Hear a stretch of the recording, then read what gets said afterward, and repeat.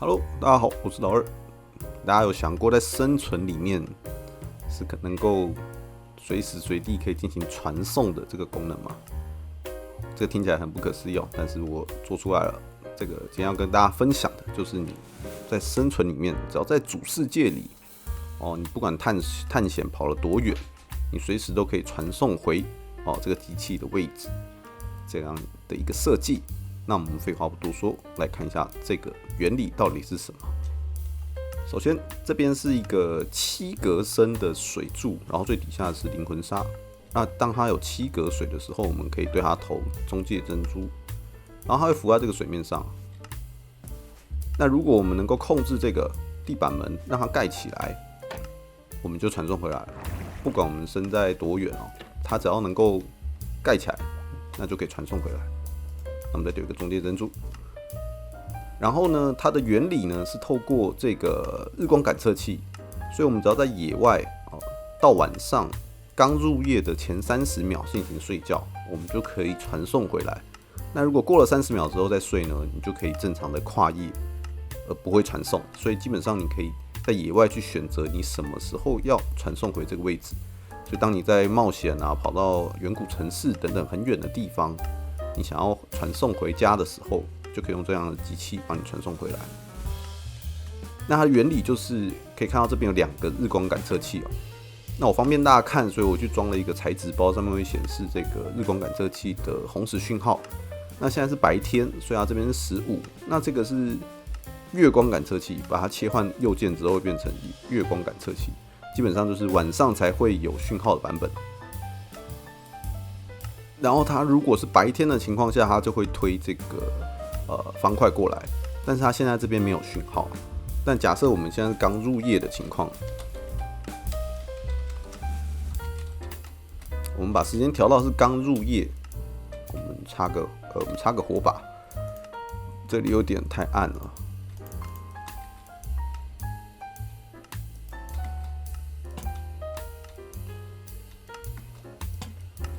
好，到晚上的情况呢，其实它白天的这日光感测器还是会有讯号，它前30秒都还是会有讯号的。30秒过后，它这边的讯号就会变成0。所以在这个时候，在这个情况下，刚入夜的情况下，它是2个日光感测器都会输出讯号。好，像过了30秒之后，你看它这边原来的感测器就消失了。那在刚入夜的情况下呢，我们再把时间切到刚入夜。刚入夜的时候，两边都有讯号，这个方块被推过来，然后晚上的这个讯号就能够传过来，它就会把这个方块推过来。然后在这种情况下呢，你睡觉会瞬间变成，我们来睡觉。在这种情况下，它的那个时间会瞬间变成白天。时间变成白天的时候呢，这边输出的讯号会变成7，所以它会有一个时间差。趁这个方块还没有被抽走之前，它的讯号就能够传过来，帮你把这个盖起来。那如果是纯晚上的情况，就是很晚了，看一下就是已经是只有夜光感测器有讯号的情况，我们把时间调到半夜。半夜的情况下呢，就是这边没有讯号了，所以这个被抽走了。这个方块被抽走的话呢，晚上的这个日光感测器虽然有讯号，但是因为这个方块被抽走了，所以它其实也不会有讯号推过来。不会有讯号推过来，这个方块也就被抽走。所以我们去睡觉，趁这个时候去睡觉呢，即使它这边瞬间变白天了，它的讯号也传不过来，所以你这边就不会被触发。所以在半夜的时候睡觉，我们是正常的。我先抢，这边先丢一个珍珠给你看。所以即便我们这边有放珍珠，好，珍珠成功停在这上面，然后我们在这时候睡觉呢，也不会触发珍珠的传送，所以我们就可以正常的跨夜。可以看到我们没有被触发传送。然后这样的机器，就是一个随时随地都可以传送回来的机器。但是要让这个机器起作用，我们还需要旁边的一个区块加载器。它会不断的送矿车到地狱门，然后从地狱门另外那一侧呢，再变回物品，被火烧变成物品。我们来看一下另外一侧的样子。它另外一侧就是这边会有火焰，那会把矿车烧回物品的状态，然后物品状态的矿车又会被传回主世界。那我们回到原来主世界这边。然后它会透过里面的那个漏斗矿车，然后透过漏斗传回发射器，然后又会再被放出来。它会不断的加载这个区块，可以看到它的，我们按 F3+G 可以打开来看。它必须要坐在这个传送机的隔壁的区块，或者是相同区块，那不能再远了，就只能在这个范围内，就是它机器传送机的相邻的区块，或者是它本身的这个区块内。那这样子区块载入之后，不管我们多远，我们可以走很远啊。不管我们是在多远的距离进行睡觉呢，都可以进行传送。我们来看一下，我们把时间调到晚上刚入夜的时候。刚入夜的时候呢，你看月亮大概升起，还没有升到这么高的位置的时候，大概升到这个位置的时候，你睡觉就不会传送了。那我们让它还刚升起的这段期间，我们进行睡觉，就有办法传送回传送机的位置。马上就回来了。然后这边呢，上面有放一个投掷器，就是你传送回来之后呢，可以再帮你补一个中介珍珠，所以你可以很方便的投一下中介珍珠。那因为我们刚刚睡觉的位置是在远方哦，所以我们的重生点其实已经被重置在我们刚刚回来的那个位置，所以我会建议回来的时候点一下这边重置一下重生点，才不会你不小心死掉的时候，从奇怪的地方复活。好，原理上大概就是这个样子。那我们来看一下，实际上要怎么来盖这个建筑。好，首先我们来看一下需要盖的建造的材料。材料我把它整理在这边，好，有兴趣可以把它按暂停看一下。好，那我们先来盖这个机器传送器。首先放一个日光感测器，放2个。那把右边的这个呢切换成夜间的状态，然后我们再隔一格的这个距离放一个粘性活塞，然后再点一个红石粉。然后这边放上一个一般的方块，然后这里放红石比较器，这里放一个红石比较器，然后在这个夜间的这个旁边放一个方块，方块上面放上这个物品展示框，然后放上红石火把，那这个要把它转到3点钟的方向，然后这个后方呢再放一个比较器，然后这边再放一个这样子的比较器，之后这边呢放一个标靶方块，然后把红石粉连过来，然后这边呢再放一个粘性活塞，粘性活塞粘着一个一般的方块，然后呢这边再放一个中继器。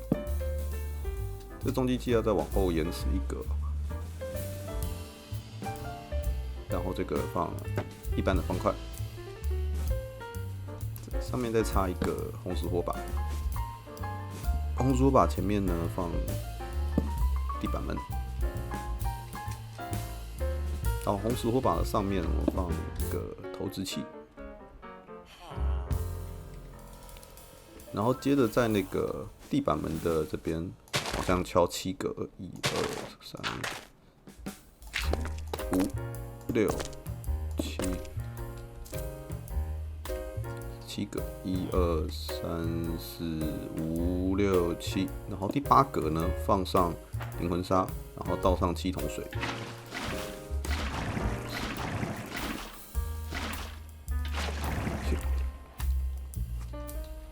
好，接着就是放中介珍珠。中介珍珠可以把它摆满在这个投掷器里面，这样你传送回来的时候，它就会补充。然后把中介珍珠贴在这里，掉下去，这样就可以用了。然后要可以用的话呢，还需要再盖一个区块加载器哦。我们按 F3 加 G 可以开起来，看看这个我们的机器是盖在这个区块。那我们可以在它相邻的区块，或者是相邻的区块，或者是在它同一个区块盖加载器。那我们可以盖在这个相邻的区块这一边。好，可以关掉。我们盖在这个位置。首先一个朝上的发射器，然后再一个漏斗，要把它传到发射器里面，然后在上方盖地狱门。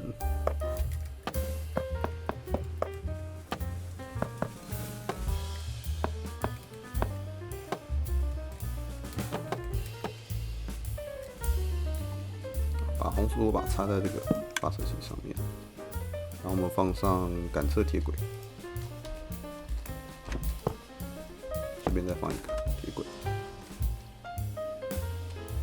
这边放上一个漏斗共振，然后把它推进去，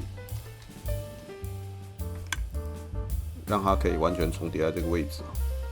然后上面这格敲掉，好，这边把它盖起来，盖一个半砖这样子。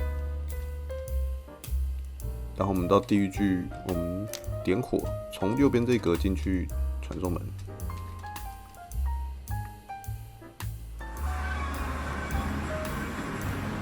可以看到出来这边刚好是灵魂沙，所以我们直接在灵魂土上面点火，它的火不会消失就可以。那如果它这边不是灵魂土或者是地狱石的话，你就是要把它替换成可以确保火会一直燃烧的状态。然后我们再回到原来的世界。好，接着我们要启动这个加载器哦。我们先在这里面放一个矿车，发射器里面放一个矿车，然后呢，我们在这个铁轨上呢再放一个矿车。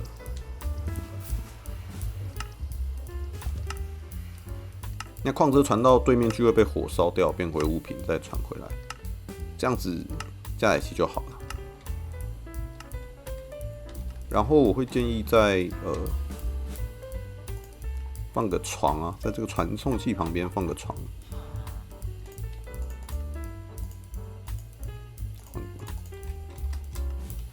因为你传出来的时候，通常你是放床之后你才会传送嘛。那你传送出来之后呢，你的重生点其实就是在远方啊，不小心死掉你会从那里重生，所以会建议从这边传回来之后呢，可以点一下床。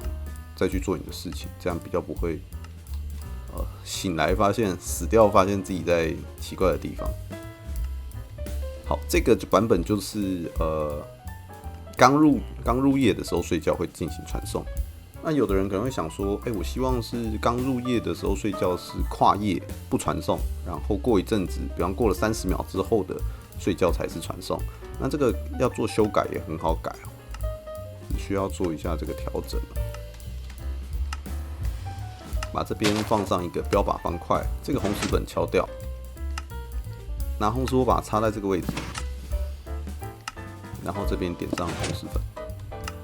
这个版本就是刚入夜的时候睡觉不会传送，我们来试一下。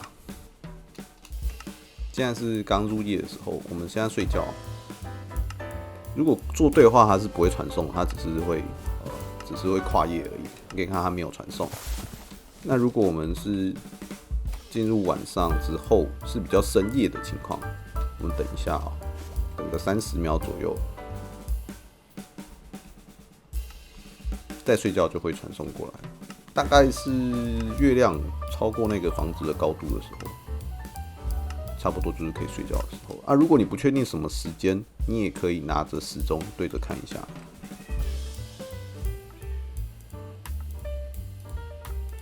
差不多是时钟转了1小格左右，转了1小格，我看它动了1小格，那这个时候睡觉就会走开。这时候睡觉呢，你就可以传送了。有没有看到传送过来了？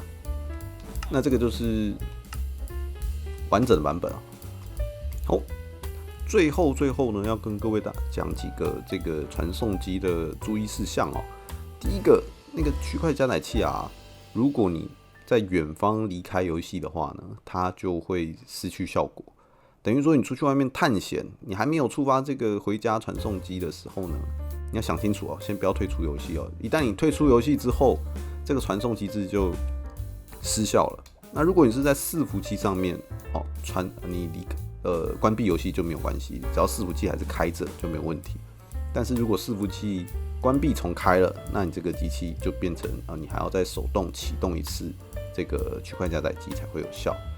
第二个要注意的点呢，就是如果你用的版本是就是你做的机器是那一种刚入夜睡觉就会传送的版本的话，那你要注意，其实它还有另外一个传送时机，就是快要白天的时候睡觉也会进行传送。不过那个时间点很难抓，所以我建议大家还是刚入夜的前30秒睡觉，这个是比较好记的传送时间点。好，就2个注意事项。那如果你觉得今天的分享很有意思的话呢，请记得帮我按赞、订阅，然后分享给其他有在玩麦块的朋友，因为这个在生存里面真的是非常方便的一个机制哦。另外也想请问一下各位，就是如果你会觉得哪一个版本比较好用呢？你会希望刚入夜睡觉就会进行传送的版本比较好用，还是希望深夜之后才睡觉才可以进行传送的版本？可以在下方留言区留下你的看法，你觉得哪个比较好用？那我们今天就到这边啦，拜拜。